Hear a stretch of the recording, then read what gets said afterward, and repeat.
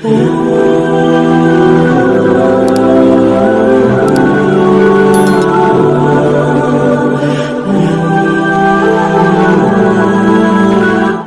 آپ کو ایمان اور یقین حاصل ہو تو پھر دعا کریں اللہ اس پر استقامت عطا فرمائے، پھر اس پہ ڈٹ جائے۔ نبی پاک صلی اللہ علیہ وسلم نے فرمایا میں اس بات کا خوف نہیں کرتا کہ میری امت کمزور ہو جائے گی، اس بات کا ڈر نہیں کہ پیسے ختم ہو جائیں گے، نہ یہ خوف ہے کہ بھوکی مرے گی۔ حضور کس بات کا خوف ہے؟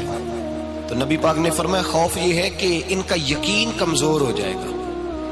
یاد رکھیں اگر اعتبار نہ ہو تو گھر نہیں چلتا، تو اگر اللہ رسول پر یقین کامل نہ ہو تو پھر بندہ مسجد نہیں آ سکتا، پھر اس کا دین نہیں چلتا، پھر اس کے لیے مشکل ہے نماز، پھر اس کے لیے مشکل ہے راہ خدا میں خرچ کرنا۔ میرے نبی پاک نے فرمایا یوں نہ کہا کر کہ یا اللہ چاہے تو دے چاہے تو نہ دے، جب مالک سے مانگ تو کہا کر یا اللہ تجھی سے مانگنا ہے، میں لے کے اٹھوں گا، تو مجھے دے گا۔ فرمایا جتنا تیرا یقین کامل ہوگا اتنا ہی اللہ تجھے جھولی بھر کے عطا فرمائے گا۔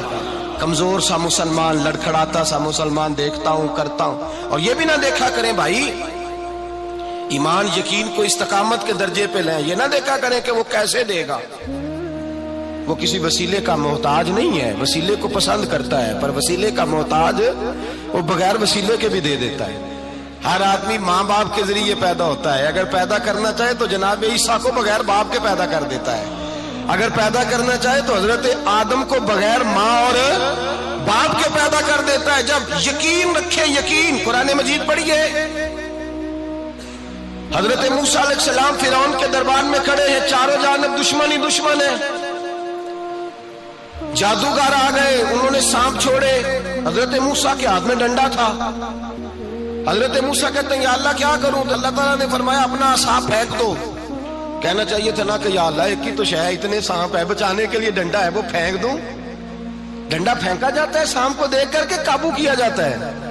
یہ میرا اور آپ کا ذوق ہے نا، لیکن انبیاء کرام کا انداز ملاحظہ کیجئے میرے عزیزو۔ اللہ فرماتے ہیں ڈنڈا، اے موسیٰ ڈال دے اپنا عصا، پہلے نہیں فرمایا کہ سانپ بن جائے گا، فرمایا بس تو ڈال دے۔ میں اور آپ ہوتے ہیں تو سانپ سامنے ہے، ڈنڈا ہاتھ میں ہے، ہم کہیں گے عجیب بات ہے، یہی تو دفاع کی چیز ہے، اسی کو ڈال دوں تو بچوں گا کیسے؟ کہا ڈال دو، تو حضرت موسیٰ نے ڈال دیا، کہا میرے رب کا حکم ہے تو میرے لیے بہتر ہی ہوگا۔ اللہ فرماتے ہیں جب موسیٰ نے ڈالا تو میں نے اس ڈنڈے کو، اس عصا کو اژدہا بنا دیا۔ اب کبھی عصا بھی اژدہا بنے، کبھی چھڑی بھی بہت بڑا اژدہا بنی ہے، لیکن قرآن کہتا ہے جناب موسیٰ نے ڈالا تو اللہ نے اژدہا، بلکہ اس سے پیچھے چلیے، عورتیں کمزور یقین کی ہوتی ہیں نا، جناب موسیٰ پیدا ہوئے تو اللہ فرماتے ہیں میں نے موسیٰ کی ماں کے دل میں بات ڈالی، ماں کے دل میں، صندوق میں ڈال کے تو اس کو دریا میں بہا دے۔ اور بھائی صندوق میں کہہ سکتے ہیں نا آکسیجن کیسے جائے گی، اور دریا میں بچے بچنے کے لیے ڈالے جاتے ہیں کہ ڈوبنے کے لیے ڈالے جاتے ہیں؟ ماں کے دل میں یقین کمزور نہیں تھا ماں کا۔ انبیاء کے ماں باپ موحد ہوتے ہیں، دین کو ماننے والے، ماں کے دل میں اللہ نے بات، اللہ قرآن میں کہتے میں نے وحی کی، میں نے القاء کیا، میں نے بات ڈالی۔ حضرت موسیٰ کی ماں کہتی ہے میں نے ڈال کے نا سمندر میں بیٹا، میں نے سمندر میں بیٹا ڈال کے صندوق میں بند کر کے رب کے حوالے کیا۔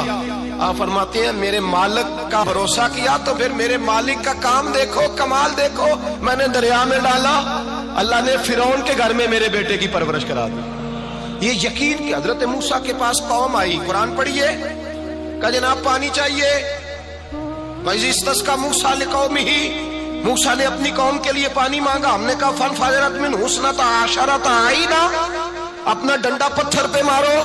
عقل والا آدمی ہوتا تو اڑ جاتا، کہتا یا اللہ پتھروں سے بھی کبھی پانی نکلا ہے؟ اضرب بعصاک الحجر، مارو پتھر پہ ڈنڈا۔ اللہ کے نبی نے منٹ نہیں لگایا، ٹھا کر کے ڈنڈا لگایا، فانفجرت منہ اثنتا عشرۃ عینا۔ اللہ فرماتے ہیں جناب موسیٰ نے ایک عصا مارا، میں نے 12 چشمے جاری کر دیے۔ تو لے تو اللہ کرتا ہے، اللہ کہتا ہے پڑھ نماز روزی دوں گا، کہتا ہے سوچتا ہوں۔ اللہ فرماتا ہے آجا مسجد میں تیرا ہو جاؤں گا، کہتا ہے دیکھتا ہوں۔ رب فرماتا ہے تو میرے محبوب کی غلامی کر، میں تجھے محبوب بنا لوں گا۔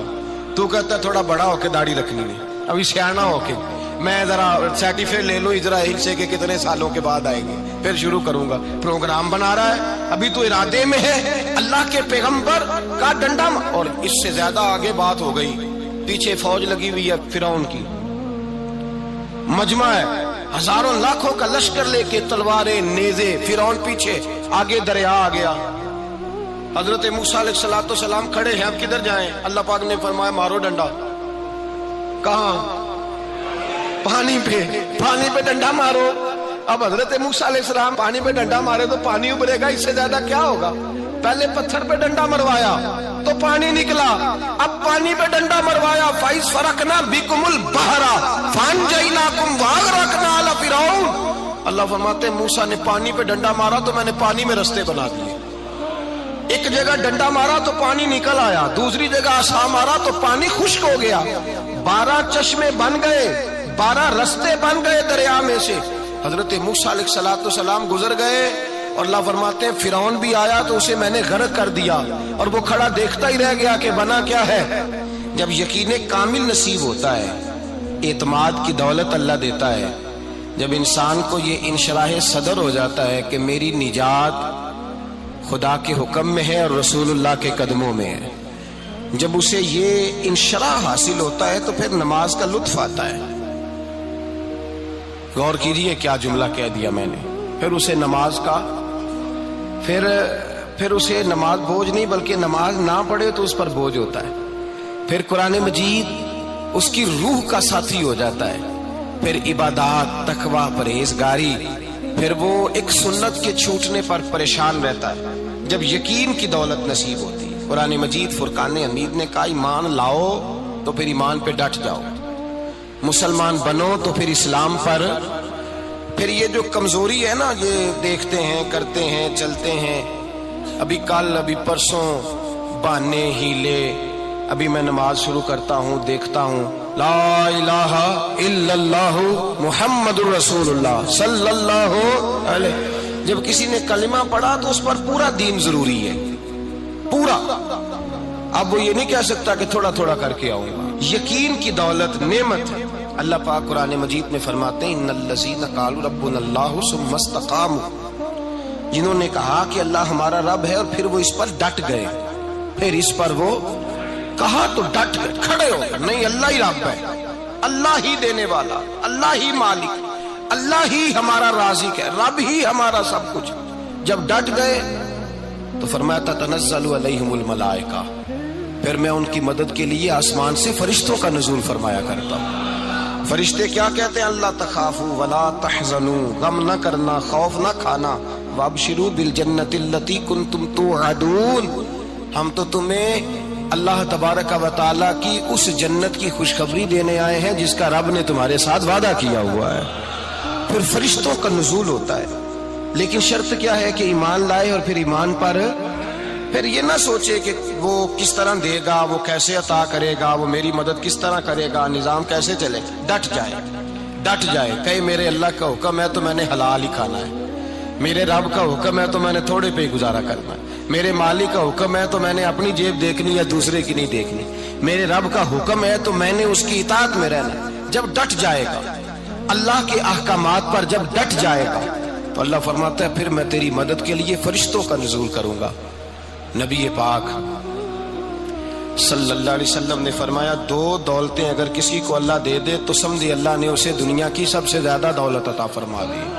یا رسول اللہ وہ کون کون سی چیزیں ہیں؟ فرمایا ایک جس شخص کو اللہ نے معاف کرنے کی دولت عطا کر دی، جو معاف کرنے لگ گیا، جس کی طبیعت میں درگزر آ گیا، جو معاف کرنے لگا، غلطیاں معاف کرنے لگا، جس کو ایک دولت یہ مل گئی۔